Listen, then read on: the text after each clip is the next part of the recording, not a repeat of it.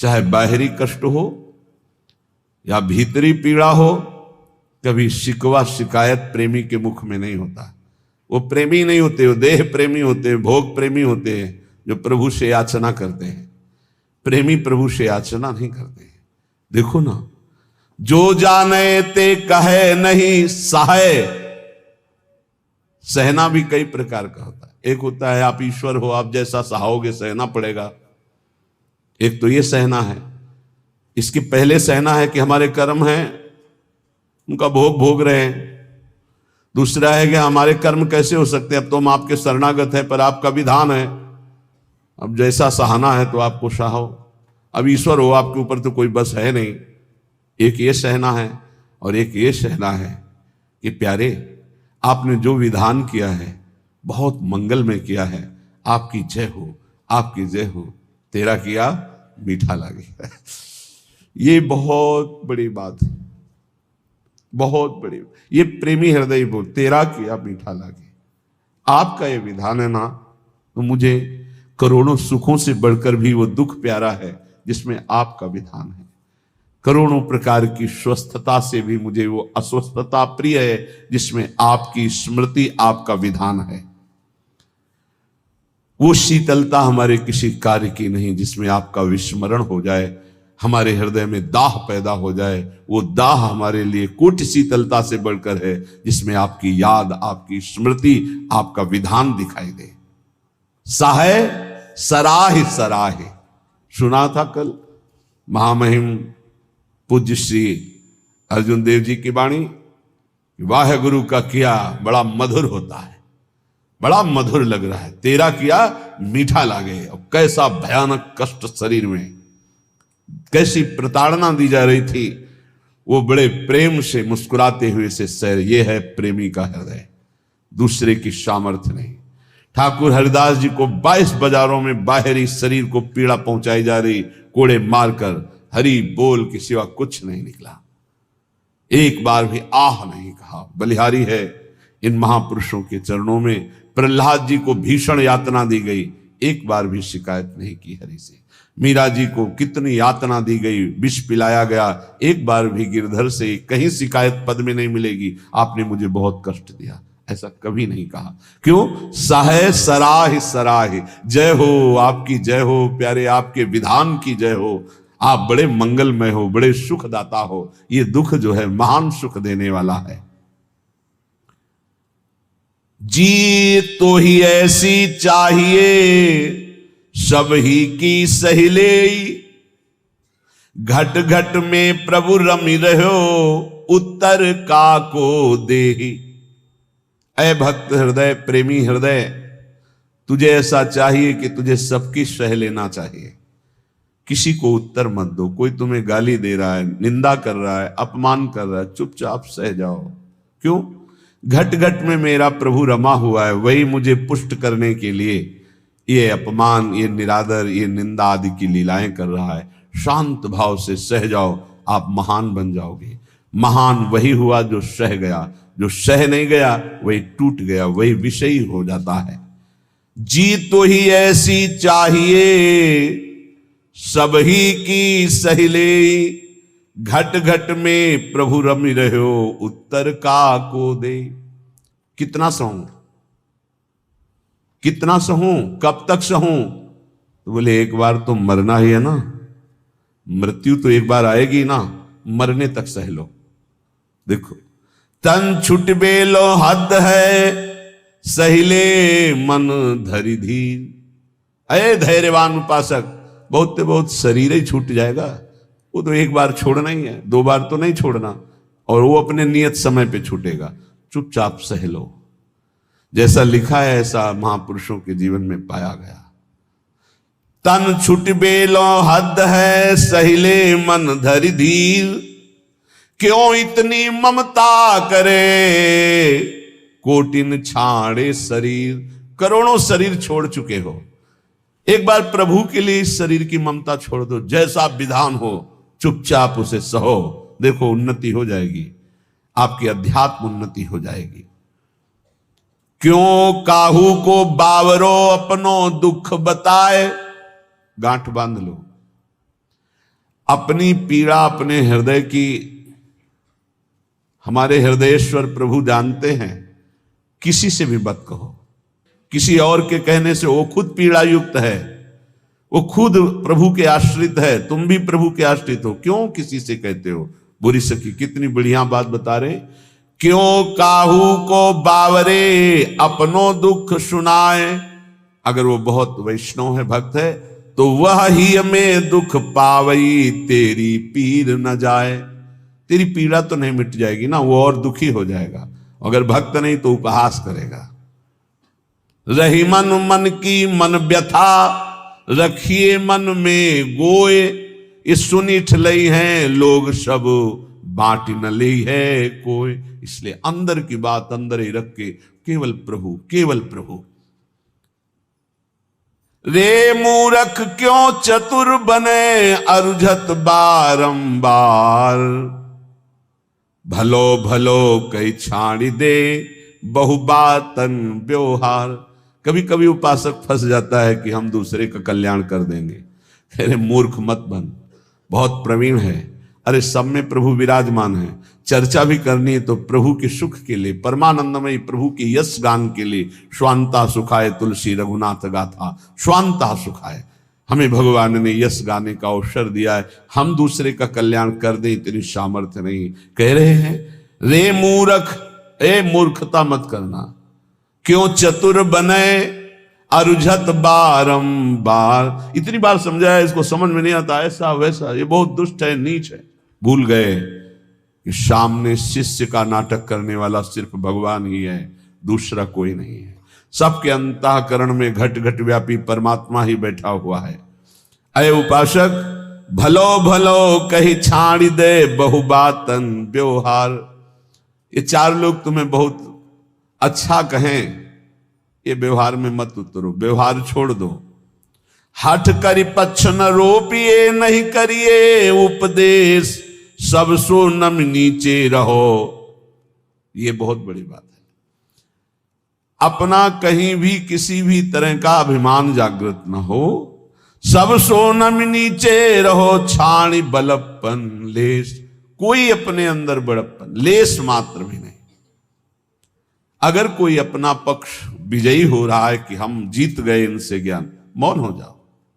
हारे को हरि नाम, चुपचाप नाम जप करो, अपना पक्ष रोपिए मत। सब में प्रभु विराजमान है। सब सो नम नीचे रहो, छाणी बड़प्पन लेस। सब ज्ञानी सब ही चतुर, उर पे रख हित चंद। काहे करे सो सब भली, तू न बोल मति मंद। अय उपासक, यदि भगवत प्रेम प्राप्त करना चाहता है तो ऐसा मान सब ज्ञानी, सब चतुर हैं, सबको भगवान प्रेरित करते हैं। जो जैसे चल रहा है बढ़िया है, किसी की निंदा नहीं, किसी का अपमान नहीं, किसी का दोष दर्शन नहीं। तू बोल मत, किसी की निंदा मत कर, धैर्यपूर्वक केवल अपने भजन में रहे, फिर तेरे अंदर प्रेम प्रकाशित होगा। कठिन पीर है प्रेम की, बिरला जाने ताहि। और जे जाने ते कहे नहीं, सहे सराही सराही। प्रेम ये जानने में आने वाला विषय नहीं। इसीलिए कभी प्रेमी कोई अनुभव नहीं होता कि मैं प्रेमी हूं, मेरे में प्रेम बढ़ रहा है। अगर ऐसा अनुभव तो अहंकार बढ़ रहा है, प्रेम नहीं। कभी ज्ञानी को यह ज्ञान नहीं होता कि मैं परम ज्ञानी हूं, मैं पूर्ण बोधवान हूं, कभी नहीं होता। और मैं अज्ञानी हूं, मुझे बोध नहीं, ऐसा भी नहीं होता। ना वो ये बोल सकता है कि मुझे पूर्ण बोध हो चुका है, क्योंकि ये किसको बोध हो रहा है? अहंकार को। और ये भी नहीं कहा जा सकता कि मैं अधूरा हूं। ना अधूरा ना पूरा, वही सच्चा पूरा। वैदिक सिद्धांत की बात। ऐसे ही प्रेम में कभी पूर्णिमा नहीं होती। प्रेम सदा बढ़िबो करे, प्रतिक्षण वर्धमानम। ज्यों शशि कला सुबेश, सच माने चंद्रमा जैसे अपनी कलाओं से बढ़ता रहता है। पर या में पूनो नहीं, ताते कबहू न शेष। इसमें कभी पूर्णिमा नहीं होती प्रेम में, ये बढ़ता ही चला जाता है। अब प्रेमी को ये अनुभव नहीं होता कि मेरे में प्रेम है। अगर अनुभव होता है तो अभी अहंकार शेष है, वो अत्यंत दैन्य रहता है। उसको अपने अंदर प्रेम की कमी दिखाई देती है, वो रोता है प्रेम के लिए।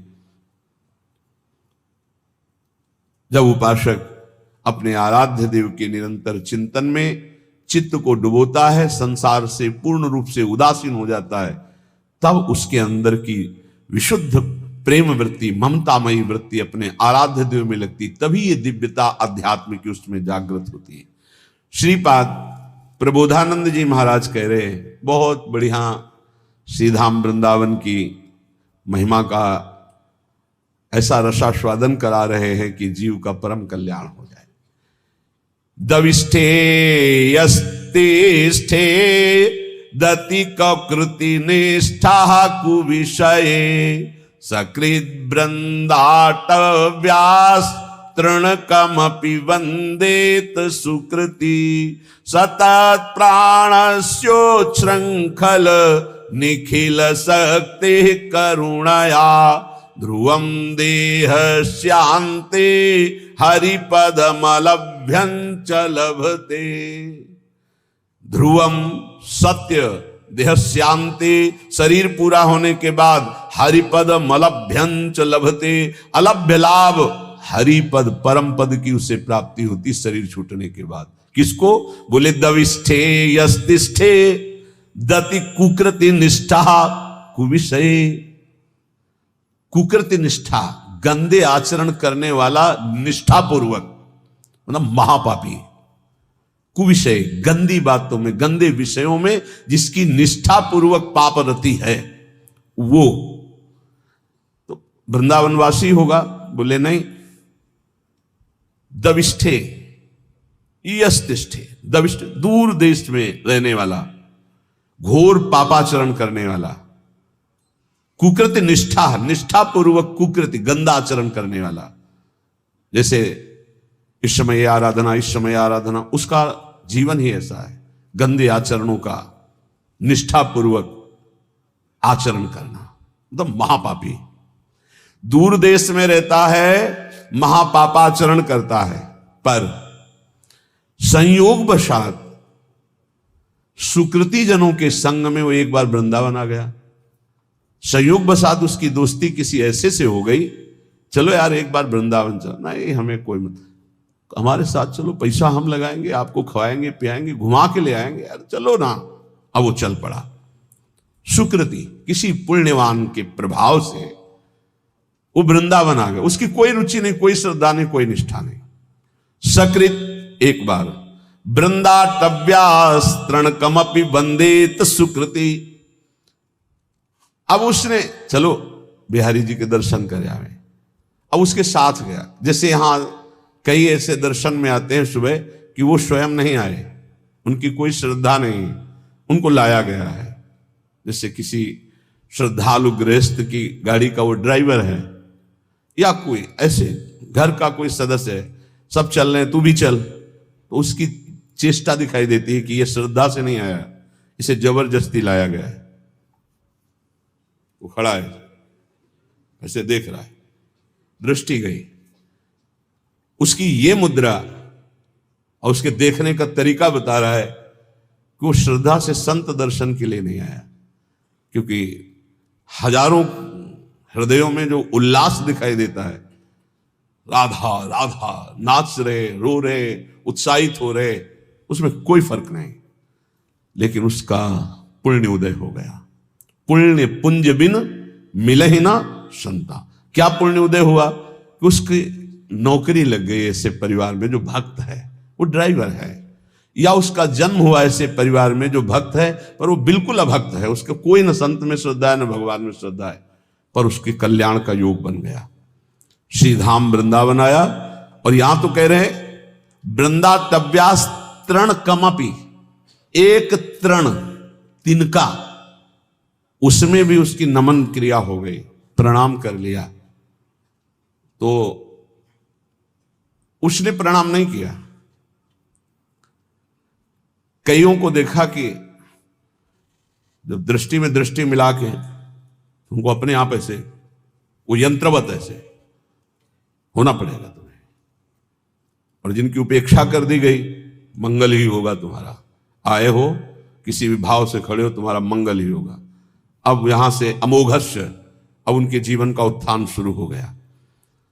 एक तृण की वंदना कर दे, एक तृण की वंदना, वृंदावन के एक तिनके को प्रणाम कर ले। इसलिए उद्धव जी ने कहा मुझे तृण बना दो, गुल्म लता औषधि बना दो।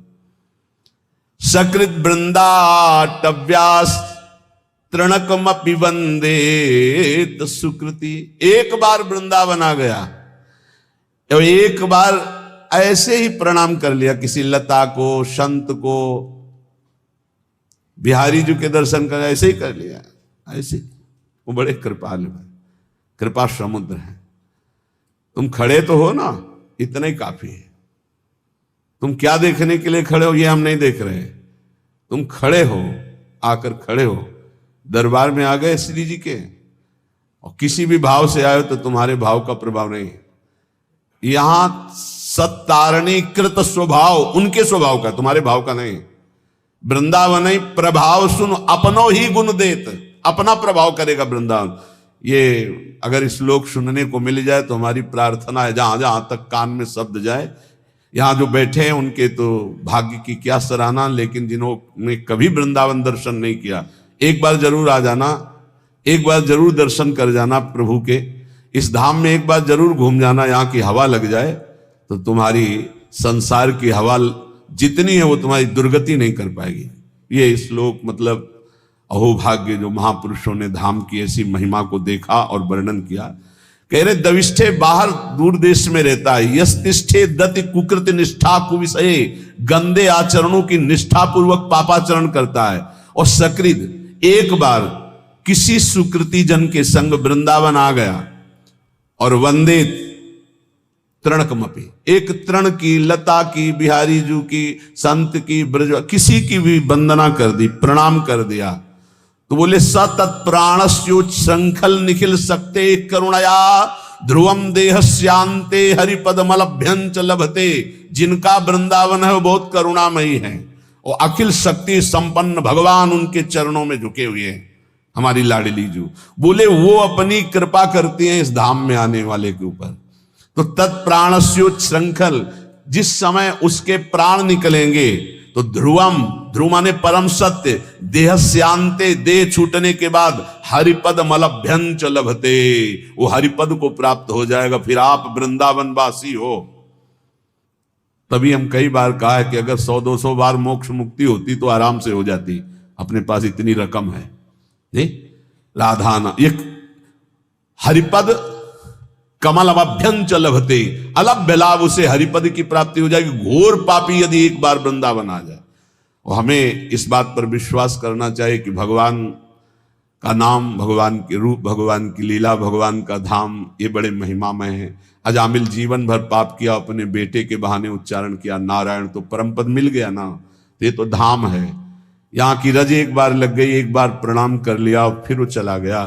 तो निष्ठा पूर्वक पाप करने वाला जब शरीर छोड़ेगा तो सात प्राणस्यो श्रृंखल निखिल सकते, निखिल शक्तियों के स्वामी भगवान श्री हरि, जिनके अधीन जाके अधीन सदा ही सांवरो, वो करुणा, वो करुणा की मूर्ति लाडली जू कि एक बार वृंदा सखी ने देखा कि धाम की सीमा में प्रवेश हुआ, मेरी लाडली जू का एक कृपा पात्र हो गया। तो अब वो कहीं भी जाके जब शरीर छूटेगा तत्प्राणस्य श्रृंखल, तो करुणा, श्री जी की करुणा से उसका शरीर जब अंत में होगा तो हरिपद मलभ्यंच लभते, अलभ्य लाभ, उसे भगवत प्राप्ति हो जाएगी।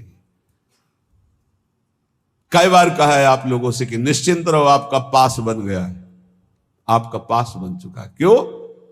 बोले हमारे माई श्यामा जी को राजी, हमारा पास है, हम वृंदावन, प्राण वृंदावन सर। एक बार प्रणाम की बात कही, हमारा तो जीवन वृंदावन है। कुबेराणाम कोटिर हसति धन संपत्ति भी रहो। वृंदावन जब कृपा करके संपत्ति देता है तो कुबेर का उपहास करने वाली संपत्ति होती है वृंदावन वासी के पास। कुबेर के पास पांच भौतिक माइक संपत्ति है, लेकिन वृंदावन वासी को प्रिया प्रीतम की प्राप्ति होती, दंपति संपत्ति पाइए। बोले कुबेराणाम कोटिर हसति धन संपत्ति भी रहो। कुबेर एक नहीं, करोड़ करोड़ कुबेर ऐसे भी उपहास के योग्य हो जाते हैं जो वृंदावन वासी को संपत्ति मिलती है। जैसे आप अपने मकान को अपना मानते हैं, संपत्ति को अपना मानते हैं, ऐसे पूरे निकुंज को सहचरी अपना मानती है।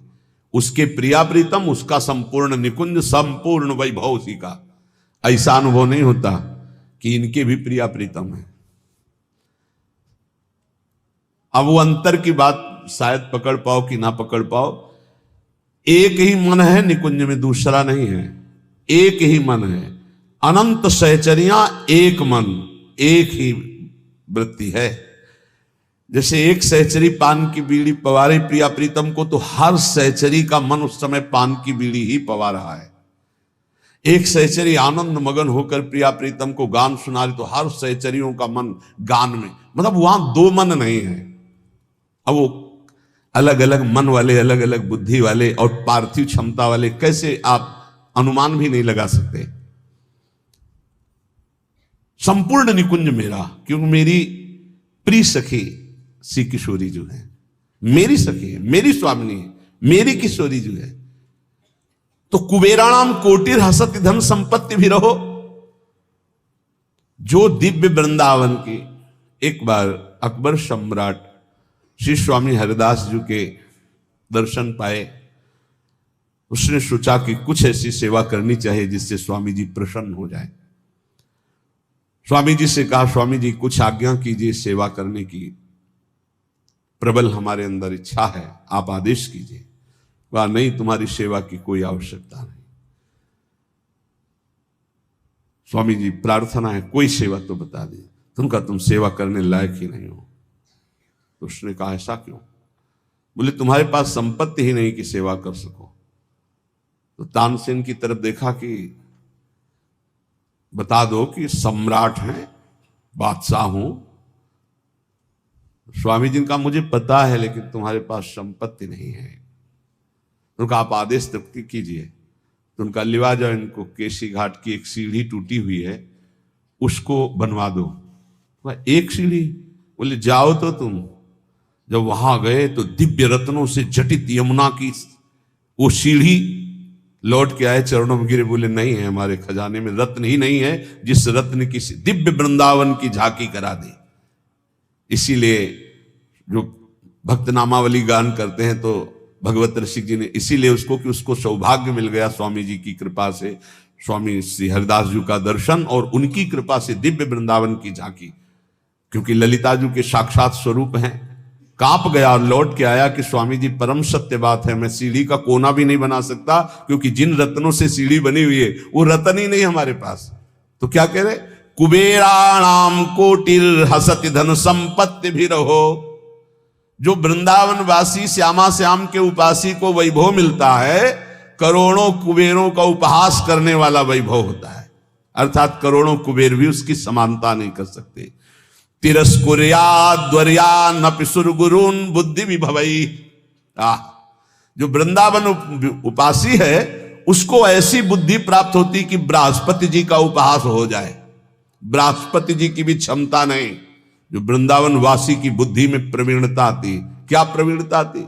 बृहस्पति जी देवगुरु हैं, लेकिन वो वहां से ये नहीं देख सकते कि प्रिया प्रीतम के मन में क्या चल रहा है। और वृंदावन वासी राधा उपासी मन मन की रुचि जानी नेह विधि अनुसरे। प्रिया प्रीतम के मन में क्या चल रहा है ये जानकर प्रिया प्रीतम की प्रेम पूर्वक सेवा करते हैं। मन मन की रुचि जानी, प्रिया प्रीतम के मन की रुचि जानकर। ये बृहस्पति जी में सामर्थ्य नहीं। प्रिया प्रीतम को कैसे सुख पहुंचाना है ये बृहस्पति जी की बुद्धि। संपूर्ण बृहस्पति जी का ज्ञान उद्धव जी को प्राप्त है। बृहस्पति जी गुरु हैं उद्धव जी के, लेकिन उद्धव जी जब वृंदावन में आए तो अपने को ज्ञानहीन पाया। गोपियों के समक्ष और चरणों में लौट गए, बोले अभी तक मुझे इसका परिचय ही नहीं था। तो जिसे बृहस्पति जी को भी परिचय नहीं है वो है वृंदावन प्रेम रस।